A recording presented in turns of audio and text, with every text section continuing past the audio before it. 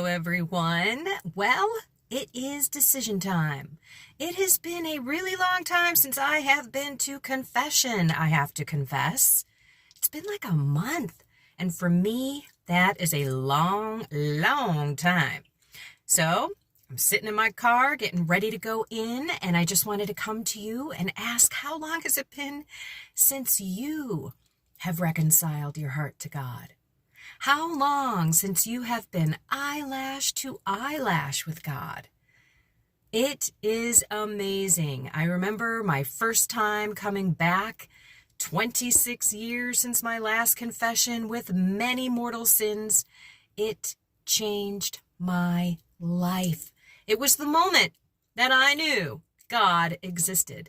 And it was in the Catholic Church, in that beautiful sacrament of reconciliation. Confession, as many call it. So I made the choice today to get out of my daily routine and come reconcile myself to God. I have many things that I've been reflecting on the drive here. Did not turn the radio on.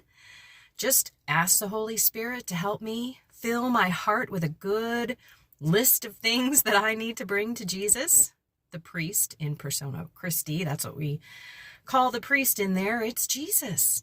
So I'm having a conversation. I'm confessing and accepting Jesus's mercy and casting out all of those evil spirits that are driving me down. Go, go, go as fast as you can. Go to masstimes.org in America and then type in your zip code. Then you can click on confession. You could also find adoration or mass. Click the day of the week and boom, Bob's your uncle, which my husband says nobody knows that saying. It basically means, and there you go, simple as that. You can find a local parish, but go to that website. Please go to the website, double check with the bulletin of that parish, because that's the most latest and greatest information. And you can go online, do a search, USCCB Examination of Conscience, and you will find some for marriage, some for single people, some for the 10 Commandments. It's a beautiful reflection.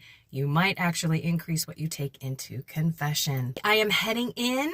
I will come back and speak to you. Hopefully I'll have wonderful counsel, a lifted spirit, a renewed heart, mind, and soul.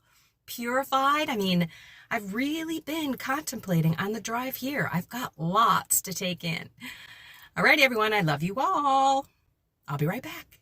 Well, another confession that was amazing. Such great counsel from the priest. I'm telling you, I bawled my eyes out.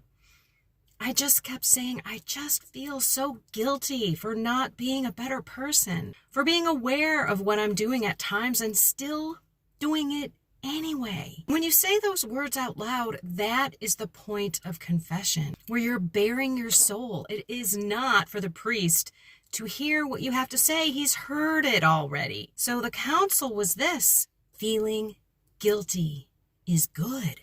Because that means that God is still working in you. When you're not feeling guilty, that is not good. So if you're not feeling guilty about mortal sin, or you're not feeling guilty about those vicious thoughts and behaviors like anger and unforgiveness or resentment, or you're not feeling guilty about the overindulgences that you seek and the pleasures that are not pure, or perhaps it's the fear and the anxiety and worry and not trusting God, or that you're not praying, you're not committing yourself to the first commandment. I took in idolatry of my phone. I confessed me not being the best spouse in terms of intimacy. That includes the marital act, but also just intimacy in general. Sometimes in the morning, we're both on our phones, sitting right next to each other, not even talking. And I want to be more present. I want to be a better spouse. So all of this, plus more, I took in, and it was amazing. But here again is the counsel. So feeling guilty is good. That means God is within you.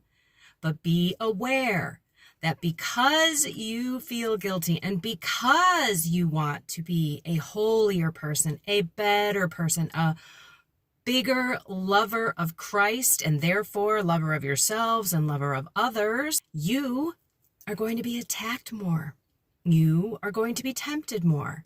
You are going to be oppressed by other people, by other things and events. And this is where you need to continue to go to God. He said, our Blessed Mother, and don't forget about those saints if there's a patron saint. So today I pray to St. Augustine. My patron saint, my confirmation saint is the little flower, St. Therese, and also St. Teresa of Avila. I always like to pray to her because of her powerhouse prayer life. All that being said, I went into adoration and just spent some time with Jesus, and I got on my knees and I just started bawling like a faucet. I could not shut him down. And my face was so close to the floor and my tears are dripping into the carpet. And I got up and I just sat down, and I'm telling you, I was so grateful, so blessed for all that he has done in my life. Mostly for his mercy and what he went through to take my sins on him. This is my phone wallpaper. It shocks me still to this day, ever since I put it on my phone a couple of weeks ago. This is what it's all about, everyone.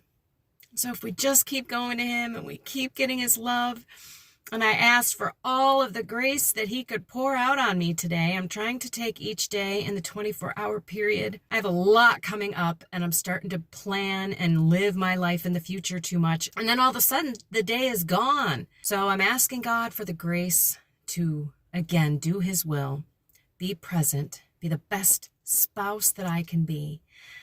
And we shall see. It's all about God, everyone.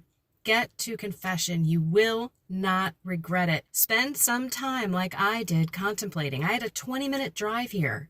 Plenty of time for me to think. And then a 25-minute wait. There's always a line where my parishes are. Always. It's not like there aren't people coming to Jesus for his help all the time. Do not think that people don't do this. People do this a lot, and it's so refreshing. I just cleansed my soul. I renewed my mind. I renewed my heart.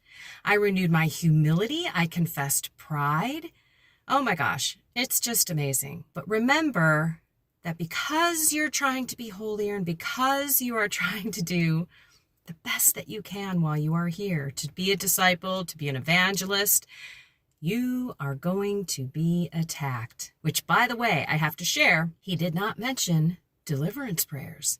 So I interrupted him and I said, oh yeah, like deliverance prayers that sometimes I have not prayed. I just wanted to remind him that we need those as well. That is part of the arsenal.